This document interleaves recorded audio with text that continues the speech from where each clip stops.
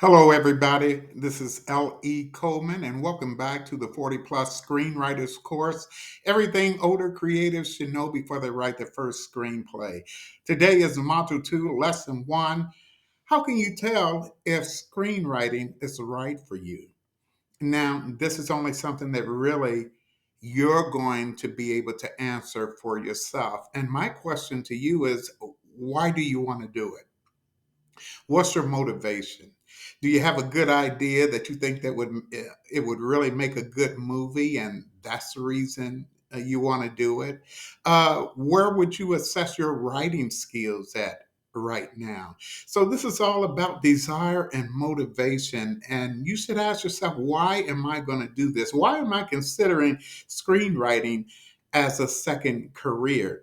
Now, in order to really answer this for yourself, it depends on what you want. Or do you just want to sell your script, write something and sell it to somebody, a major studio or a production company?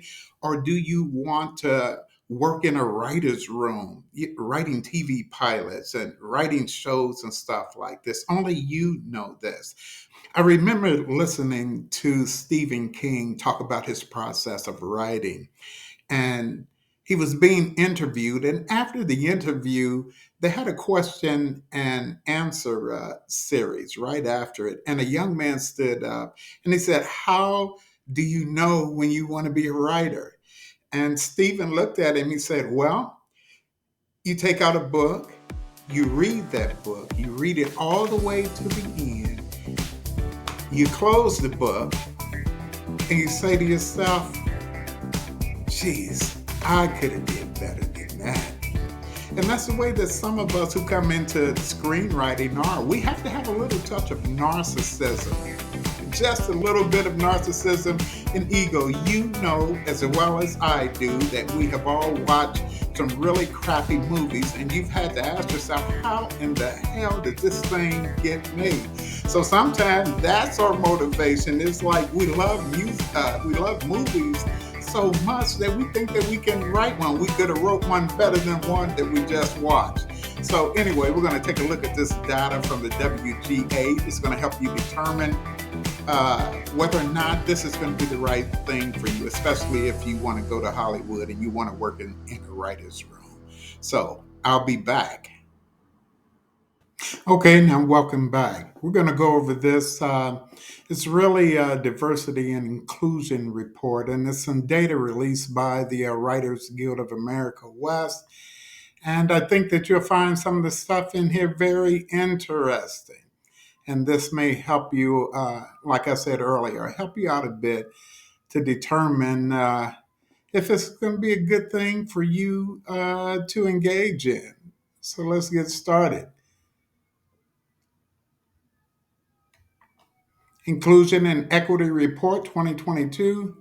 I'm going to try to blaze through this. This is 9 pages. A lot of stuff is in here, but we only want to concentrate on the nuggets and the most important things. And I want you to always come back and do your own research. Never depend on anybody else to actually tell you what's happening. You do it for yourself. We're 40 years old and older, so we know what the deal is.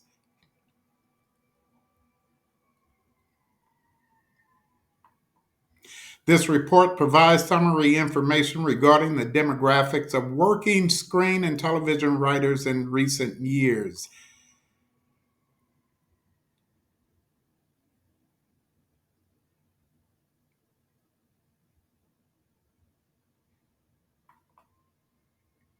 And this is the 2020 employment overview, but there's up to date information in here too. Um, let's stop here. Summary of TV series development and screen employment demographics. So, really, for you who want to work for a studio or want to work in a writer's room, this is some information that you're going to need. And what I like about this is it's broke down according to the population of women in the United States, and then it'll give you, as far as working writers, how many working screenwriters are women, that are in the WGA.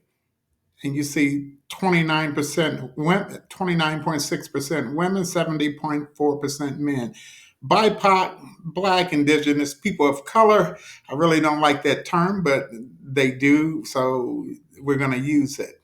Now, here is where things begin to get, sketchy. And this is the reason why there's such a push to diversify Hollywood, to start creating more material for other people other than whites.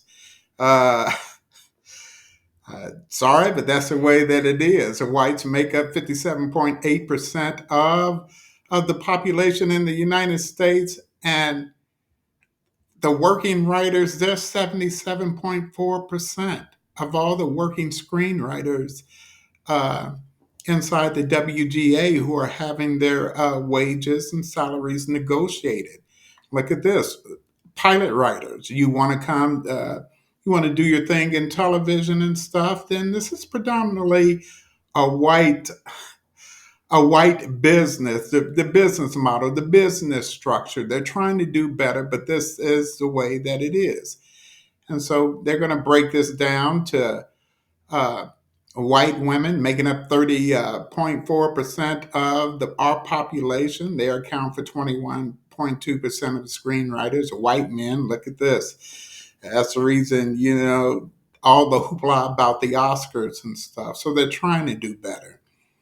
And as far as African Americans, we make up 12 point, I'm a black man, we make up 12.1% of the population, and we have, it's only 6.9% of us working or belonging to the guild and working as screenwriters. And, a little higher when it comes to writing television shows and stuff, but there's not a lot of things out here for the BIPOC, for the Latinos. So if you're a Latino writer, male or female, you know that this is going to be an upward climb. They're trying to do better, and they must do better. Well, let's slow down. Let's go back up here. I want to catch this.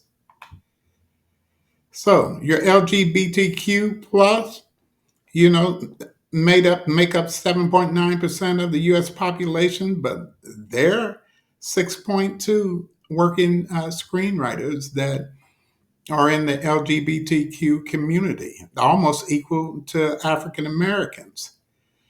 And we come down here for 55 and over, 18.1%. And what makes this interesting? There are probably a little over 328 million or thereabout, take a few million people in the United States, and most of the more than half of those are people below 40, and the rest are people above 40. So the question is, if we have 160 to 70 million people that are over 40 in the United States, where are the movies that we like to see? Where are the movies for the 50 years old, the 60 years old, the mature crowd? Because what you see coming out of Hollywood, and it's all about business and making money and blockbuster movies and Marvel and all of this, but we're needed because we have to restore the balance. I think that's what made Oppenheimer so good, because you got back to a story, a great story. And Christopher Nolan, he does Batman, but he also can do some very, very good movies. And he took Oppenheimer.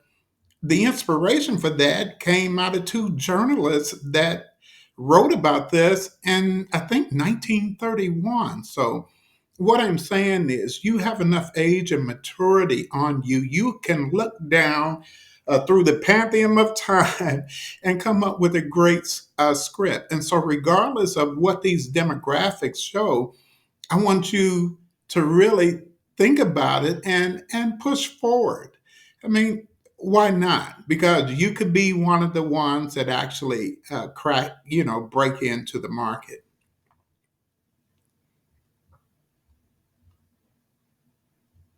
the data is not gonna lie to you, and that's the reason I can talk a lot of crap, but the data is not gonna lie. They can manipulate it if they wanted to. The Writers Guild has no reason to manipulate their findings and their data and stuff. So I think it's going to be pretty trustworthy.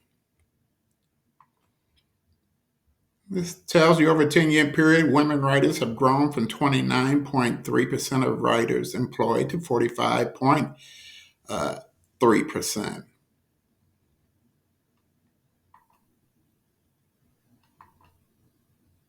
It's talking a little bit about the pandemic.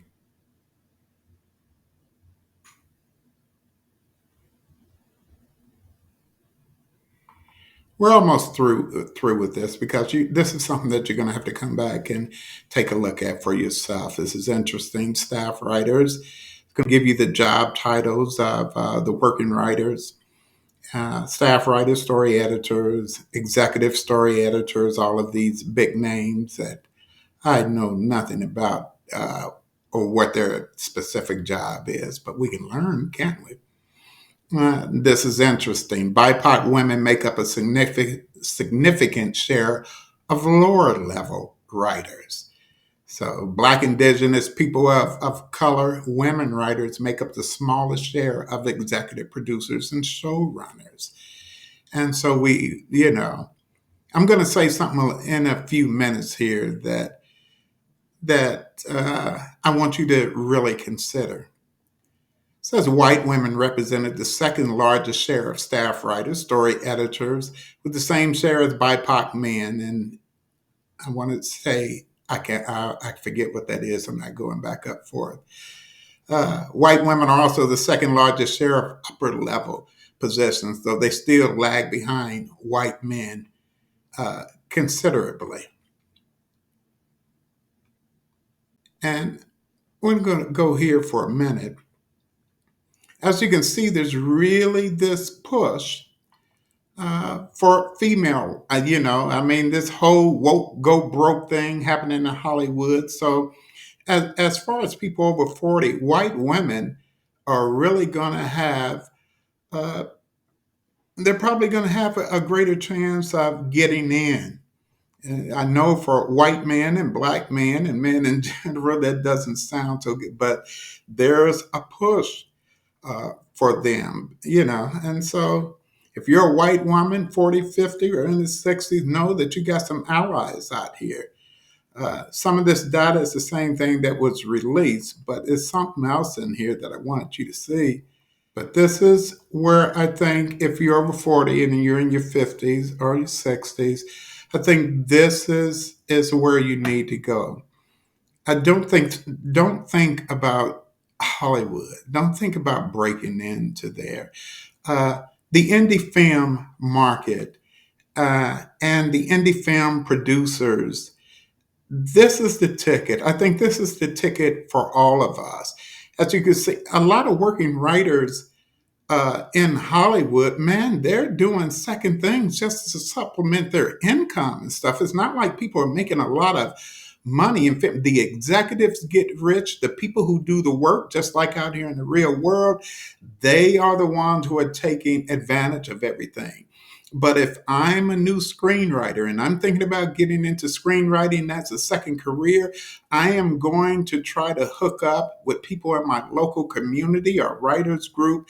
And I want to take my script to them and find my tribe and make my own movie my way. Because in the film festival, the indie market, they may not have the budget that Hollywood has, but they are really getting at it, producing some great things. It is not all fluff. It is not all explosion. It is movies of substance, a lot of them. And so for those of us in our 40s, 50s, and 60s, and possibly 70, we just need to find our tribe and start making the type of movies that we'd like to see.